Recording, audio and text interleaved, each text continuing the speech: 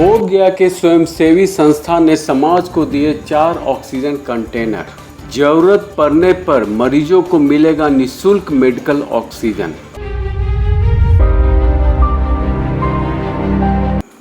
बोध गया। देश में कोरोना की दूसरी लहर के बीच तेजी से बढ़ी मेडिकल ऑक्सीजन की मांग को देखते हुए देश के सरकारी और गैर सरकारी संस्था मेडिकल ऑक्सीजन के किल्लत को दूर करने में लग चुकी है। इस कड़ी में बोध गया स्थित स्वयंसेवी संस्था इकोलस देला तेरे ऑक्सीजन के किल्लत को दूर करने में लग चुकी है। इस संबंध में आज दिन शुक्रवार को संस्था के बोध गया कार्यालय में कार्यक्रम आयोजित कर ऑक्सीजन कंटेनर के प्रयोग एवं कोरोना से बचाव के बारे में लोगों को बताया गया। बोध गया सीएचसी प्रभारी डॉक्टर मनोज कुमार ने फीता काटकर कार्यक्रम का उद्घाटन किया। ऑक्सीजन कंटेनर के बारे में लोगों को बताते हुए उन्होंने कहा कि ऑक्सीजन लेवल 95 से नीचे आने पर ऑक्सीजन कंटेनर का प्रयोग करें। उन्होंने लोगों से अपील करते हुए कहा कि कोरोना के बचाव का एकमात्र उपाय वैक्सीन है। वैक्सीन के दोनों डोज लगवाने के बाद ही इस महामारी से निजात पाया जा सकता है। वहीं संस्था के सचिव राजेश कुमार ने बताया कि जेनेवा के स्पॉन्सरों द्वारा 4 ऑक्सीजन कंटेनर ऑक्सीमीटर संस्था को दिया गया। कोरोना की तीसरी लहर को देखते हुए ज़्यादा से ज़्यादा लोग निःशुल्क मेडिकल ऑक्सीजन की सुविधा हम दे सकें।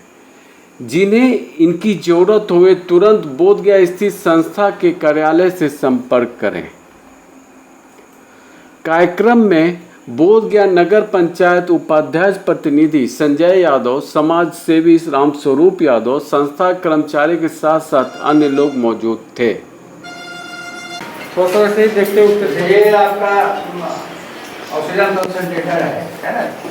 और इसका यूज वैसे व्यक्तियों के लिए होना है जिसका ये जो पल्स ऑक्सीमीटर जिसको बोलते हैं, इसके माध्यम से अगर हम उसका चेक करेंगे, इसका अगर ऑक्सीजन लेवल SpO2 अगर 94 से कम होता है तो फिर वैसे व्यक्ति को ऑक्सीजन की कमी होती है और उसको ऑक्सीजन की ज़रूरत होती है। तो ये मशीन है जो ऑक्सीजन कंसंट्रेटर के रूप में इसका नाम है और इसको हम लोग यूज वैसे व्यक्तियों को लगाएंगे जिनको ऑक्सीजन की कमी है, जिनका पल्स ऑक्सीमीटर से SpO2 वैल्यू 94 से नीचे आ जाएगा। और जैसे आप देखिएगा कि कोरोना के केस में ये जो वैल्यू है बहुत तेज़ी से नीचे घटता है।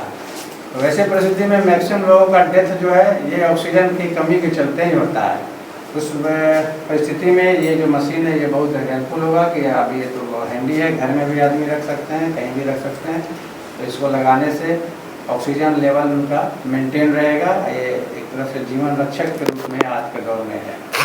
दूसरा ये जो आप देख रहे हैं पल्स ऑक्सीमीटर, ये सब लोग इससे फेमिलियर होंगे। ये अब तो नया जो 3rd वेव की लहर है उसमें कहा जा रहा है कि हर आदमी के घर में अगर ये मशीन हो तो ज़्यादा बेटर है कि कोई भी व्यक्ति अपना ऑक्सीजन लेवल उसमें जांच कर सकता है और जहाँ कम होता है तो फिर उसके अकॉर्डिंगली उसका इलाज हम लोग करेंगे या फिर वो आदमी इलाज के लिए अस्पताल में भर्ती हो या फिर घर पे भी अगर सुविधा हो सके तो ऑक्सीजन कंसंट्रेटर या फिर और भी कोई माध्यम है जिससे ऑक्सीजन जल्दी से लिया जा सकता है।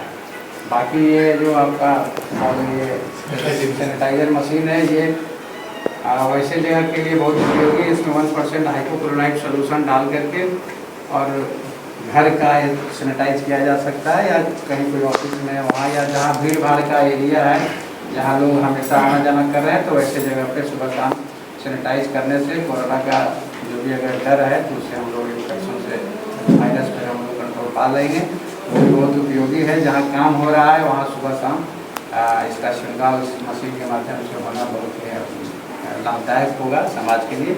बाकी सब सैनिटाइजेशन और सैनिटाइजर है, मास्क है। अभी जो नया जो गाइडलाइन आ रहा है या जो कहा जा रहा है कि 3rd वेव के बारे में बहुत ज़्यादा चिंतित है सरकार जी। तो हम लोग 3rd वेव से बचाव कर सकते हैं और बचाव पहला है कि जो सोशल गाइडलाइन जो दिया हुआ है कि हम सोशल डिस्टेंसिंग रखें, मास्क का यूज करें, सैनिटाइजेशन का यूज करें और भीड़ भाड़ वाली जगह से हम लोग बचें। ये बहुत ज़रूरी है, ये इसके बचाव के लिए। दूसरा हमारा होता है कि कोई भी फंक्शन उक्शन में कम से कम लोग जाएं, क्लोज नहीं हों, दूरी बना के रखें। और तीसरा जो सबसे मोस्ट इम्पॉर्टेंट है जो वैक्सीनेशन, जितना ज़्यादा वैक्सीनेशन होगा उतना ही ज़्यादा हम लोग थर्ड वेव से के खतरे से बचेंगे। क्योंकि देखा गया है कि 60% के अराउंड अगर हमारा समाज अगर वैक्सीनेट हो जाता है तो फिर उसमें हार्ड इम्यूनिटी डेवलप करेगा, तो इसे इन्फेक्शन होने की संभावना नहीं के बराबर रहेगा। तो हमको ये 3 चीज़ का गाइडलाइन हमेशा फॉलो करना है, जिसमें पहला हम बताएं कि हमको जो मास्क है, सोशल डिस्टेंसिंग है, सैनिटाइजेशन का यूज करना है। एक और बहुत इम्पोर्टेंट रोल रह जाता है कि अगर कोई व्यक्ति इससे लक्षण है, अगर उनको सर्दी बुखार या ऐसा कुछ लक्षण कोरोना से मिलता है तो तुरंत जांच कराएं। जांच करा करके अगर वो पॉजिटिव है तो आइसोलेट हो जाए। जितना जल्दी वो व्यक्ति को हम लोग आइसोलेट करेंगे जांच के बाद, उतना ही संभावना कम रहेगा इन्फेक्शन फैलने का। अगर हम जांच नहीं कराएंगे, अगर हमारे पास इन्फेक्शन है और हम ऐसे घूम रहे हैं, तब तो हम उसको स्प्रेड कर रहे हैं कोरोना का। तो ये भी बहुत इंपॉर्टेंट है कि तुरंत इन्वेस्टिगेशन हो, जांच हो, उसको आइसोलेशन में रखा जाए और जो ट्रीटमेंट जो है जिसके लिए ऑक्सीजन कंसंट्रेशन का रोल बहुत इम्पोर्टेंट है, इसको हम लोग करेंगे। और थर्ड जो है कि आपका वैक्सीनेशन पर हमको ध्यान देना है। इस वो दिया कि हर एक नागरिक का एक कर्तव्य है कि अपना तो वैक्सीनेशन लें और दूसरे को भी वैक्सीन लेने के लिए प्रेरित करें। क्योंकि अभी के समय में सरकार 18 साल से ऊपर जितने भी पुरुष और महिला हैं सबके लिए वैक्सीनेशन फ्री किए हुए हैं, जिसके लिए हम लोग लगे हुए हैं। तो ये भी संदेश आना चाहिए कि वैक्सीनेशन बहुत इम्पोर्टेंट है और उसका हम लोग लाभ लें। आज एकोल देला तेरे वेलफेयर सोसाइटी इंडिया ने जिनीवा EDLT वेलफेयर सोसाइटी से रिक्वेस्ट किया और जिनीवा के स्पॉन्सरों ने हम लोगों को प्रोवाइड किया है 4 ऑक्सीजन कंटेनर, 1 फॉगिंग मशीन किए हैं और सैनिटाइजर और ऑक्सीमीटर हम लोग उपलब्ध कराए हैं। ये आज से समाज के लिए समर्पित किए हैं। और जैसा कि हम लोग जान रहे हैं कि न्यूज़ में हमेशा सुन रहे हैं कि थर्ड वेव आने वाला है, तो थर्ड वेव का तैयारी एकोल देला तेरे वेलफेयर सोसाइटी के द्वारा कोशिश रहेगा कि ज़्यादा से ज़्यादा लोगों को हम लोग मदद कर सकें और उनके घर तक के ये हम लोग सुविधा देंगे पहुंचाने का, जिससे ऑक्सीजन का प्रॉब्लम ना हो सके। और हम लोग विदित पूरे कोरोना काल में वैसे लोगों को चिन्हित कर करके हम लोग राशन भी दिए हैं और जहाँ तक जो चीज़ का सुविधा, मेडिकल फैसिलिटी का सुविधा की ज़रूरत पड़ी वहाँ तक भी हम लोग जा जाकर हम लोग सहयोग किए हैं समाज को।